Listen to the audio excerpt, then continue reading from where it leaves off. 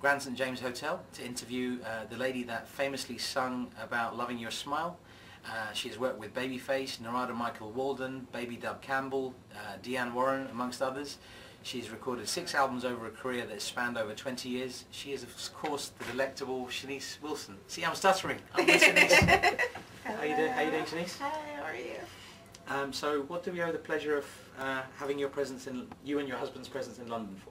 Well, my husband played in Sam Jackson's golf tournament, and they were raising money for you know, children that are ill, and it was for a great cause, and I had a great time, and you know, I always enjoy being around Sam, and he's just like so down to earth and so much fun.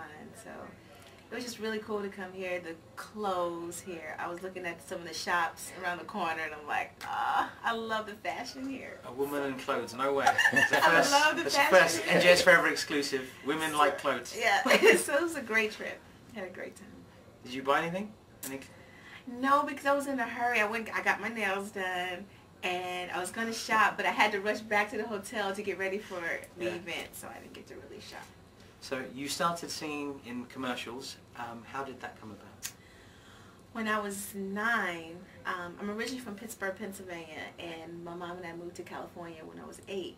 So as soon as we moved to California, I told my mom, I want to be a singer, you know. So my mom found a commercial agent for me right away.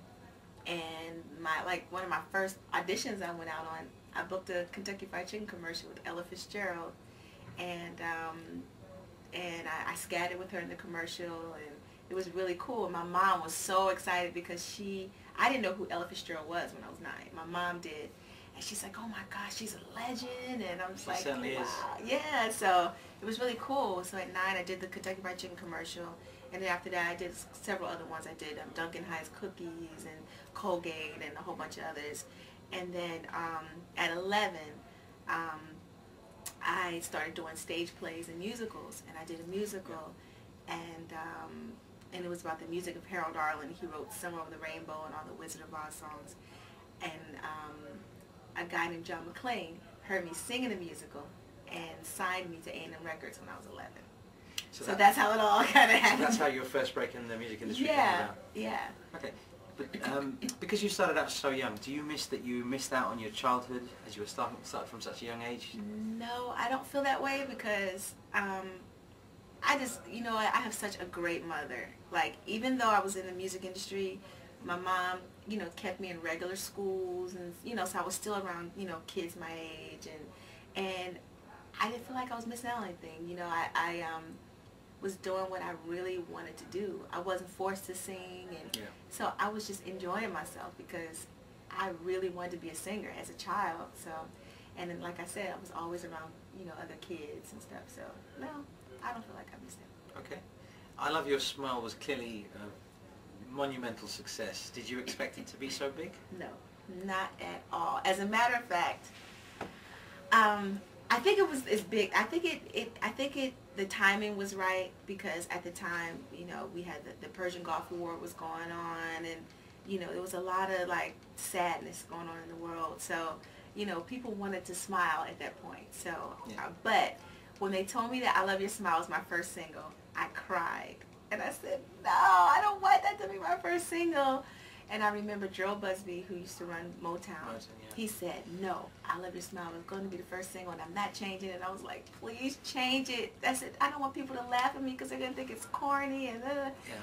And he didn't change it, and I'm so glad he didn't listen to me because he was so right. So who's the best producer you've worked with? Oh, gosh.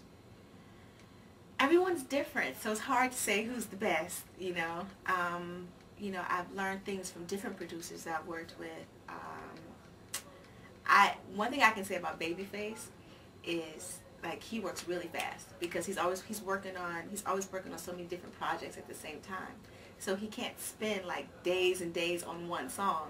So yeah, so now after working with him, I'm able to just get in and just, you know, knock it out really fast. And I think I learned that technique from Babyface and Narada Michael Walden.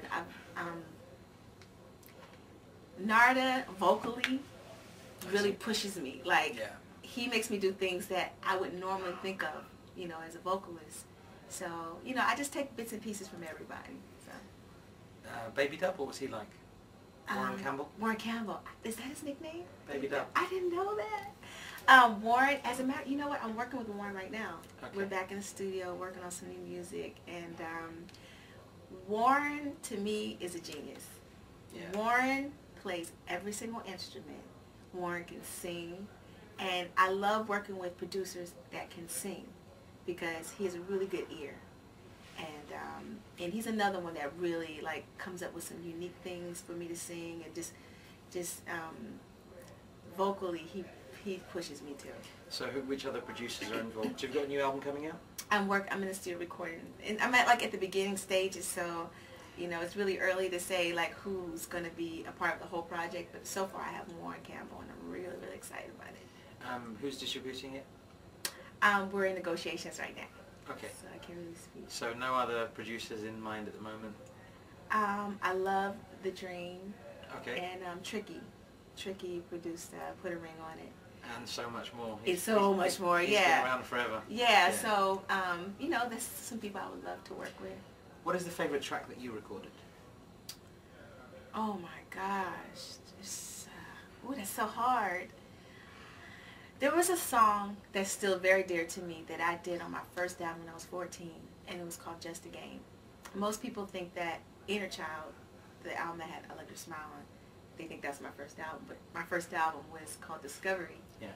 And I did a song called Just a Game, and I was 14, and the song is like kind of jazz. It has like a jazz feel to it. Okay. When I listen to that song is very special to me because just Brian Laurent produced that whole album. And Another incredible producer. Yes, he is so amazing. He's like Warren Campbell. Yeah. Plays everything. So he didn't have to hire any musicians to come in and play anything. He played every single thing. And I just love that song. I think he wrote an amazing